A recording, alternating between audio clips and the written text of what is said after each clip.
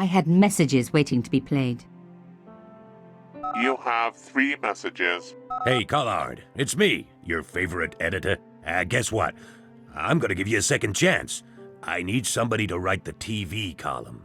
Pays lousy, so what's new? If you're interested, drop by the office. In fact, drop by the office anyway. We have to talk, Nico. That story of yours I spiked. It won't go away. You've made some dangerous enemies out there. Hey, Nico, it's your old pal. I mean, your new pal, George. Whoa, Ireland. It's a whole different country. And I got some amazing news for you. Gem of a story, in fact. Oh, gotta go. Yeah, fella here's got a drink lined up for me. See you tomorrow, Nico. Slonsha. Yep, only here for a day and I'm speaking the lingo like a local. Mademoiselle Coulard, this is Imelda Carchon. I wanted to thank you for being so understanding when... Come to lunch, why don't you? Tomorrow. I might have more news. There's a Monsieur Merlon coming to see me this evening. He says he knows why Pierre was murdered. In fact, he'll be here shortly. I shall let you know what he says. Goodbye, dear girl. Till tomorrow. Merlin? Oh my God. Merlin's the killer.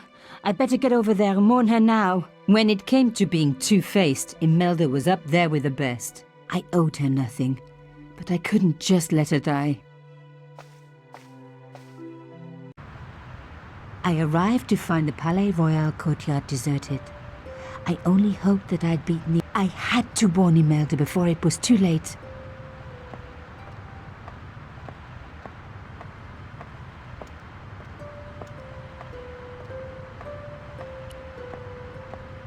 The intercom system wasn't working. Bad sign. Somebody had cut the wire.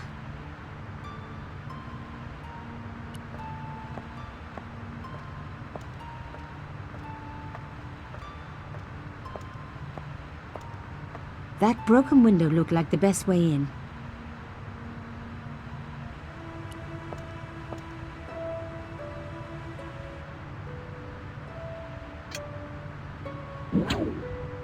I unhooked the first wire.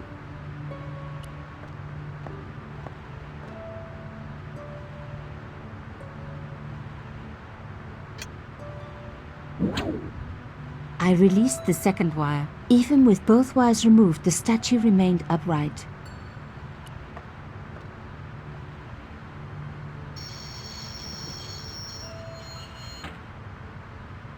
If I could deconstruct this, I could deconstruct anything.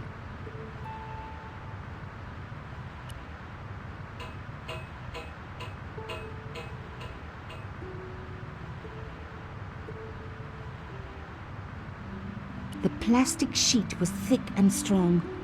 I'd need more than my hands to tear it.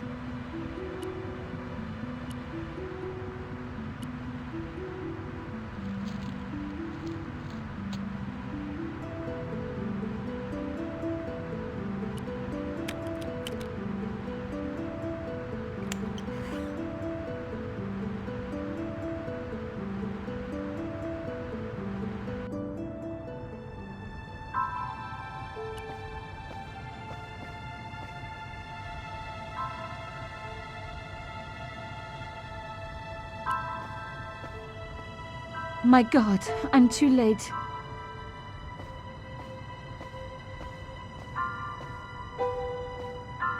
Imelda. Oh no.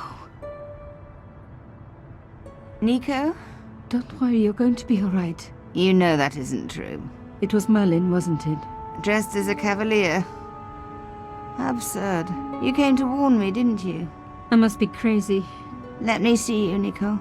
All this time you were just using me. Which one is the real Imelda?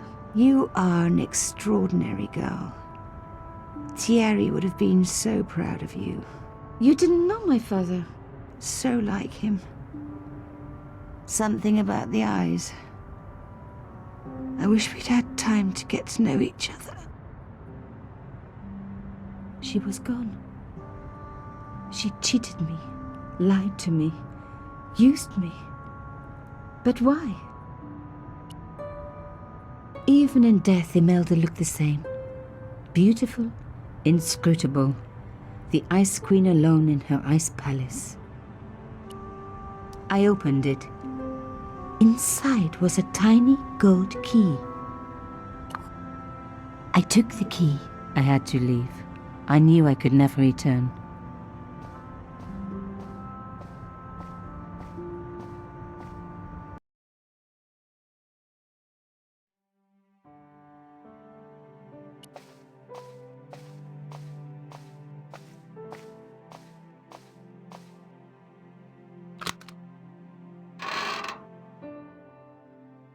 In the dim light, I caught the reflection of something metallic. A small, sinister-looking metal disc had been tucked under my father's box. It was a bug. Oh, chère cousine, you left me a little present. You shouldn't have.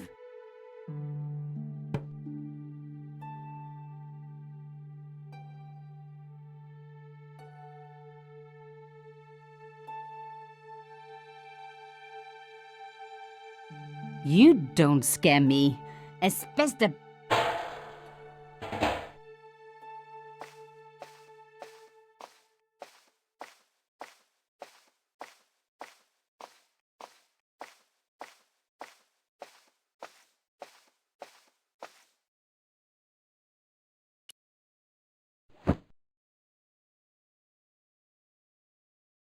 The box was carved by my father.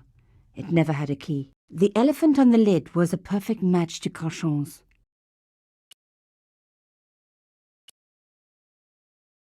I took out the key. I couldn't believe it. Imelda's key opened my father's box. I dreaded what I was going to find inside.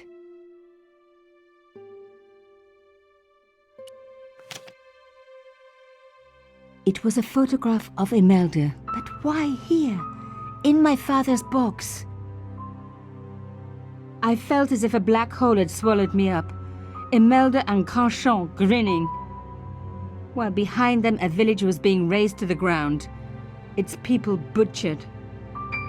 And there, next to them, staring out at me across the years, my own father.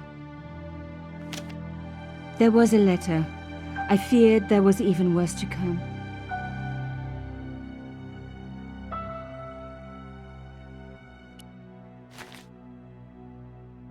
Hotel Saint-Georges, Algiers, Friday. My darling Thierry, by the time you read this, you'll be safely out of Africa. You need not fear. Pierre and the organization do not know who you are really working for, or about us. Did you think I would betray you? I could not. You wanted me to leave him, but I don't have your courage. I know too much of what has been going on here. They would find me and they would kill us both. Enjoy your life in Paris, Thierry. Your life of honor, of patriotic duty. Do they give medals to spies? No, they'll just give you a funny job in an embassy somewhere. I could never share that with you. Imagine me, a diplomat's wife. So I must stay here with Pierre, the two of us bound together by what we have done to this country. Au revoir, my love. You will be in my heart until I die. Imelda. Suddenly everything made sense. My father had been working undercover for the government. He was one of the good guys after all.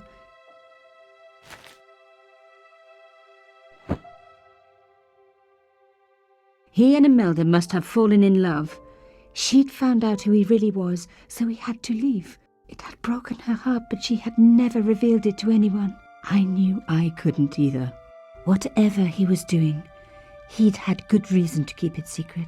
I decided I would respect that and tell nobody.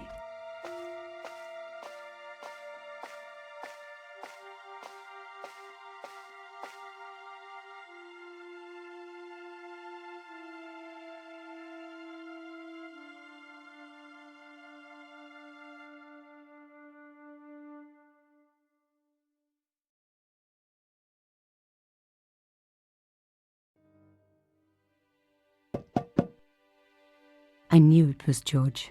For a moment I was tempted to pretend that I was out, or ask him to go away and come back later. But then... Come in. Hello, George.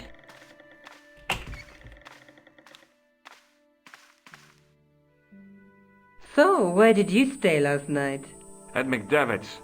I got to drinking with Doyle and a couple of the guys. That explains why you look so ill today. Did you get any sleep at all? Not much. I had to share the room with another guy. Did it snow? Hardly. He was dead, And you say Pigram has disappeared? without a trace. But my visit wasn't a complete waste of time. Pigram's gem? The Templars gem.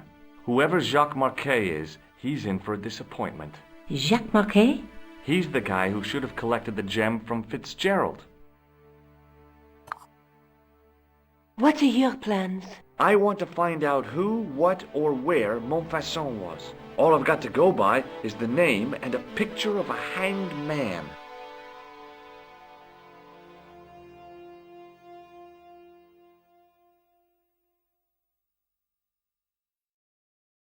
Do you want to look after the gem? No, Georges.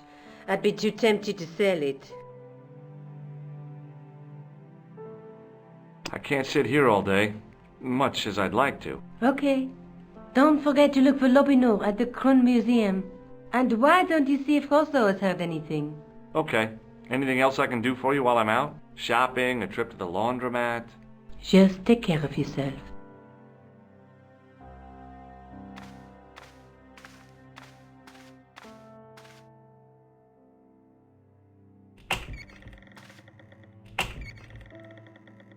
I so much wanted to talk to George about everything that had happened, but I knew I never could. My father's connection to Africa would have to remain a secret forever. His bravery would be known only to the government and to me.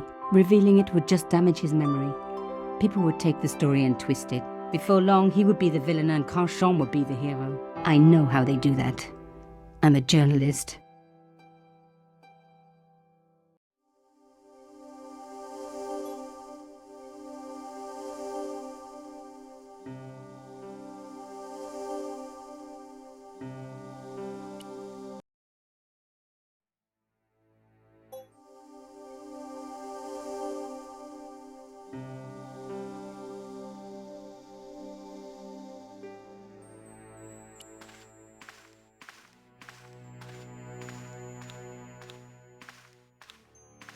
Sergeant Moo? Yes, I know the identity of the dead guy. His name was Plantou. is that so? You knew him, did you? No, but We'll know everything there is to know about him soon enough. I'm trying to be helpful here. The best way you can help us is to go home, monsieur. I'd like to report an assault. Yes, monsieur? Where is the victim? I'm the victim. I've been harassed by a pair of thugs. I see. And where did this alleged assault take place? Outside the Hotel Ubu. They stopped me as I was leaving and went through my pockets. Could you describe the suspects, monsieur? One looked like a gorilla, and the other looked like a weasel. Their names are Flap and Guido. Bon. I'll get them this time. Do you know a man named Khan? He's a shifty-looking guy with a scar on his left cheek. No, monsieur. He also calls himself Thomas Merlin. I'm sorry, monsieur Stobart. I don't know him. Has this man any connection with the bombing of the cafe? Yes. I believe Khan was the name he used when he hired the clown costume. Have you heard of a man called Marquet? Yes. He used to be known as the Mole of Montmartre. I heard he's been hospitalized, probably by one of his rivals. Which hospital was Marquet taken to? The Hagenmeyer Clinic, in the Avenue des Hérissons. Why was Marquet known as the Mole of Montmartre? Because he lived in Montmartre, I suppose. Yeah, but why the mole? I don't know. Maybe he ruined people's lawns.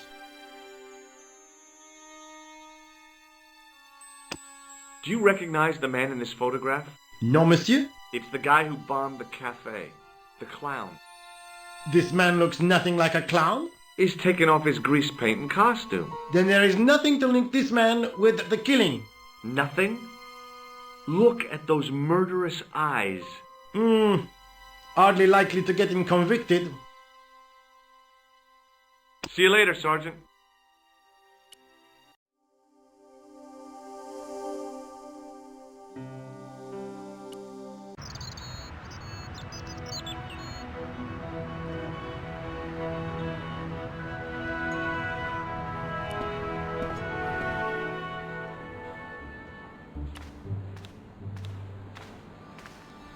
Hi, my name's George Stobart. Really? If you wish to make an appointment, see the receptionist. I'm looking for a guy named Jacques Marquet. In which department does he work? He doesn't. He's a patient. I see. You do realize there are strict policies regarding visiting hours, don't you? This is important. I have to talk to Marquet urgently. We make no exceptions to the rules. It's a matter of life and death.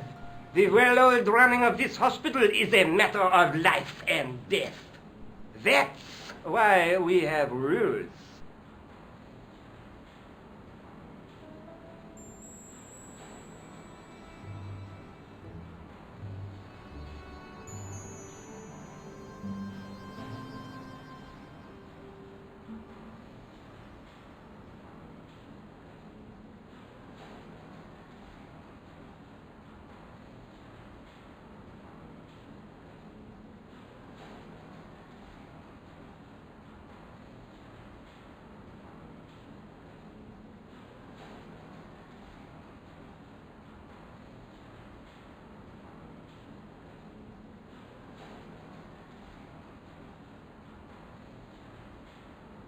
I think I ought to warn you that Marquet is not what he seems.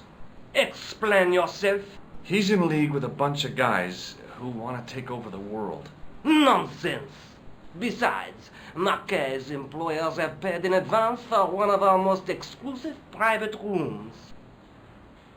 Could you tell me who Marquet's employers are? Certainly not. Thanks for your help.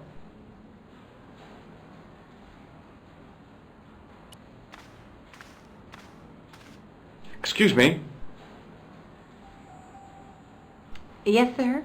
Is this the Hagenmeyer clinic? That's correct. I thought I was in a garden center. Oh, the plants. They were my idea. A little greenery to evoke the spirit of nature. How may I help you? I'm here to see Jacques Marquet. Oh, yes.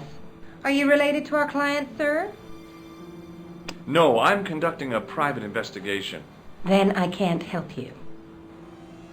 Look at this ID pass. So you're Merlin. Marquet's been asking for you. For me? Yes. He was shouting your name when they brought him in here. Now, let me see. He was on Ward B12, as I recall. Oh, he's being transferred to... Oh, dear. He's on Ward J2. That's Nurse Grendel's ward. What's so bad about Nurse Grendel? She runs that ward like a South American prison. Keeping a well-disciplined ward isn't a crime, is it? Well disciplined. In the discipline and punishment stakes, she'd whip the butt off the Marquis de Sade. Everything, I mean everything, is done to a strict routine. 6 o'clock alarm call, 6:10 bowel movements, and woe betide anyone who doesn't have a result. Those patients of hers are like Pavlova's dogs. She sounds like a real nightmare. And then some. If Nurse Grendel is that bad, how come the authorities tolerate her? She's like part of the furniture. I was beginning to get the picture. This woman was jealous, with a big green capital J. How do I find Nurse Grendel's ward? Down the corridor on the left, turn right at the senior consultant's washroom. Right again at the executive coffee lounge. Bear left past the administrator's sauna. And turn left at the end. That's J2. And good luck. Thanks for your help, ma'am. You're welcome.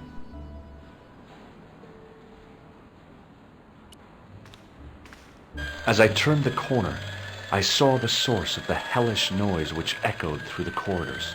It was an industrial polishing machine with an odd-looking guy in tow.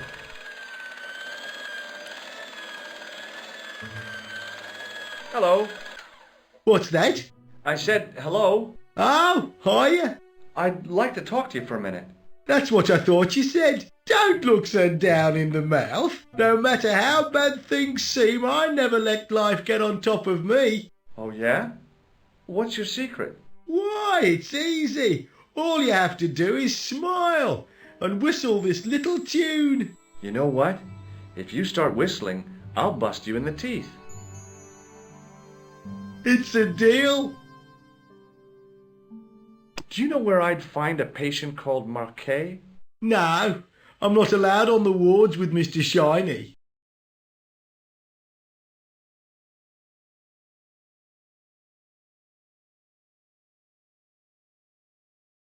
See you later. Yeah, take care now. Hey now, you can't go in there. How come? I'm responsible for the contents of that cupboard.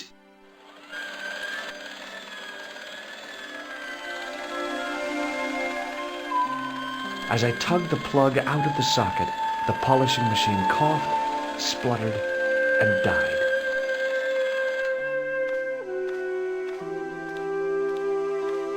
Mr. Shiny, what's wrong, pal?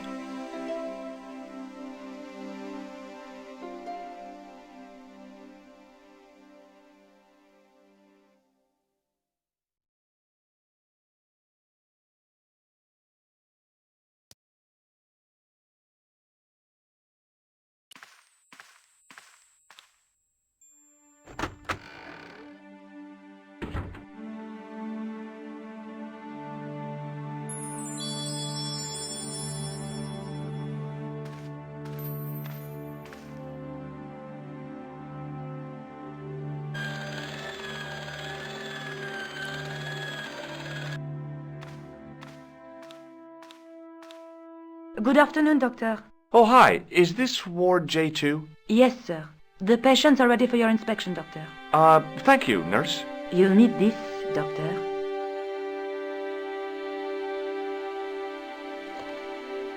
She gave me a long, narrow metal box and a stunning smile. Thanks. Could you take a look at the client in bed number 3 now? His name is Eric Sopmarsh. Do you have a patient named Marquet on this ward? Oui, monsieur. He is in the private room at the end of the ward. He has been placed in strict isolation.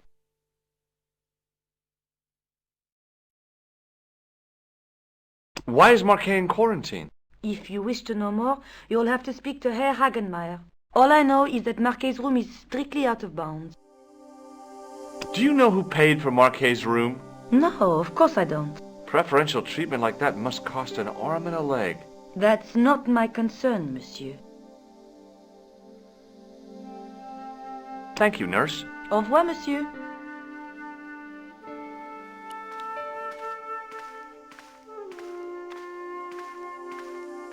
Hello? Anybody home? Who are you? My name is Dr. Stobart, and I'm here to steer you down the rocky road to recovery. Dr. Monroe said there was no cure for what I've got. Your problem is you stayed in bed too long. Are you sure you're a qualified doctor? You better believe it.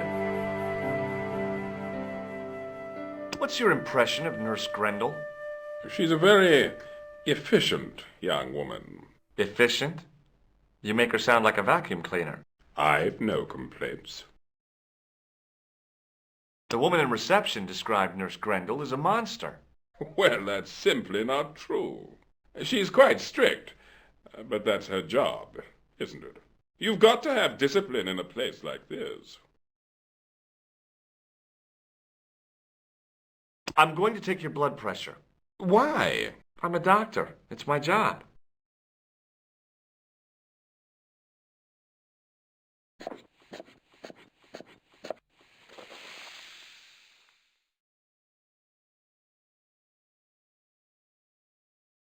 Seems fine to me. You're not doing it right. I'll come back later.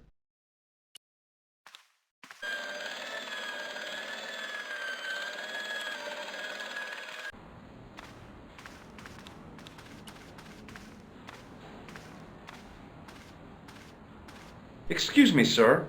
Aha! Just the man. You must be the new boy.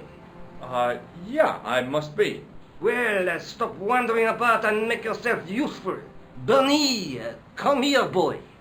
This is Benoit, my nephew. Can I trust you to look after him? He is fresh out of medical school. It will open his eyes to see a real doctor on the job. I'll bet. Show him around. Let him see some real suffering.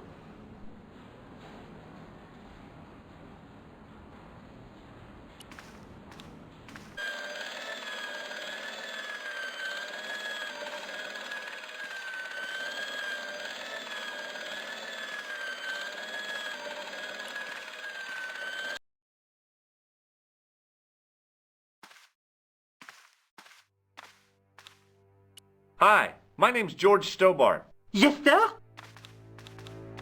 So what's your name, kid? Benoit, they call me Bunny. Bunny?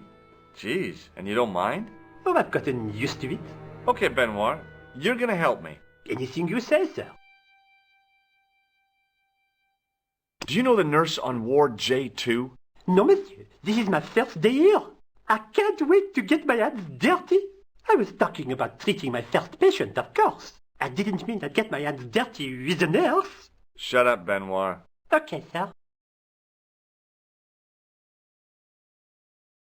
Do you know anything about a patient named Marquet? No, sir, I don't know much about any of the patients. I've never met a doctor who admits that he's only human. I'm only a trainee, sir. I'm sure I'll get the hang of things. Follow me, Benoit. I'm right behind you, sir.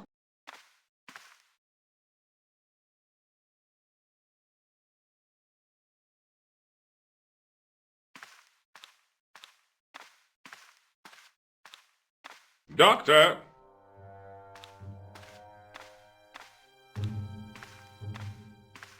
What is it? You haven't taken my blood pressure.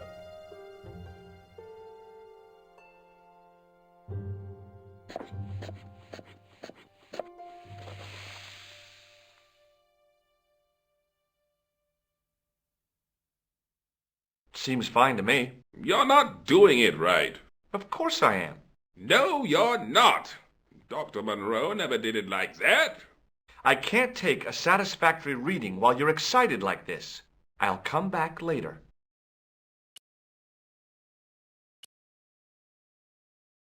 Hey, Benoit! Yes, sir? Here, take this pressure gauge. Thank you, sir. What do you want me to do with it? Well, keep it safe until I think of something. Follow me, Benoit. I'm right.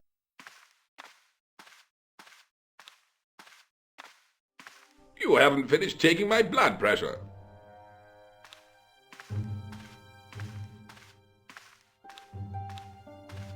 Will you keep quiet? You're disturbing the other patients. I'll keep quiet when you've taken my blood pressure properly. I have to see Jacques Marquet first. How come he gets preferential treatment? It's because he's got money, isn't it? I'll come back when you've dealt with that chip on your shoulder. Hey, Benoit! Yes, sir? Do you still have that gauge I gave you? Ah, yes. What do you want me to do with it? Use it on Eric Sopmarsh. Okay.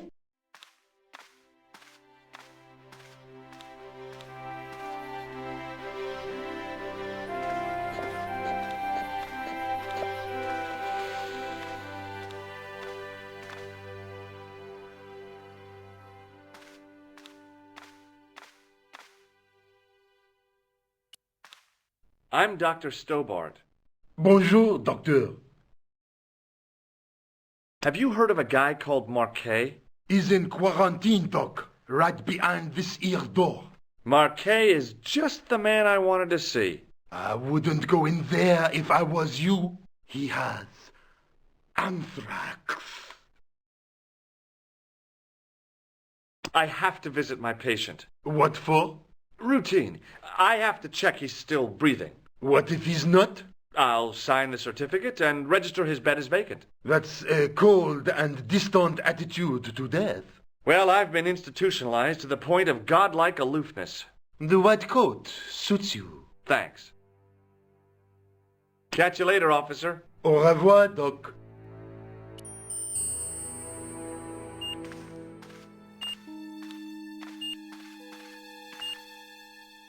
Marquet?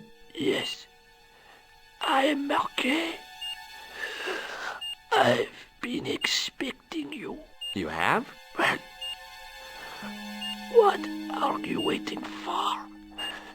Get it over with. I just want to know what I should do with the gem. The Lamar gem. Yeah, right here in my pocket. I thought you were one of the assassin. Not me. I never inhaled. So, you were sent in my place? Yeah. You could hardly make the trip to Ireland in your condition. What should I do with the gem? Deliver it to the Grandmaster. Quickly tell him that I have found the tripod right here in Paris. You have it? Not yet, but it's being taken care of. I hired a couple of stooges with a flair for petty crime. Would that be Flap and Guido by any chance? You know them as for Klausner. He has gone off to Syria on a wild goose chase. They have geese in Syria? He has a theory about the location of the...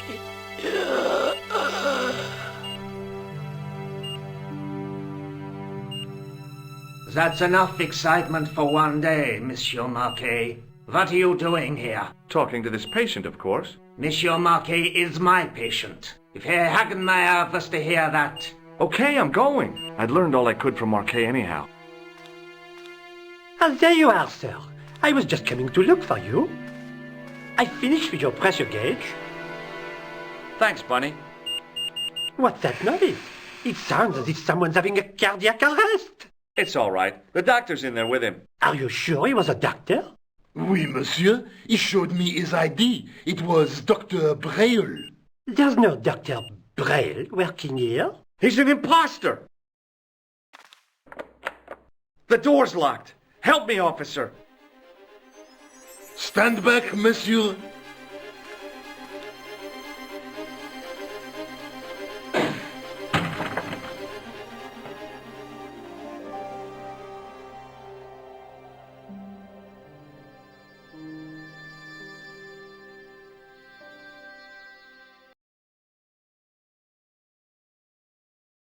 Hello, Georges. I found Jacques Marquet. Did he talk? Yeah, he talked. For the very last time. He's dead. Yeah, killed in cold blood by a bogus doctor. That's despicable.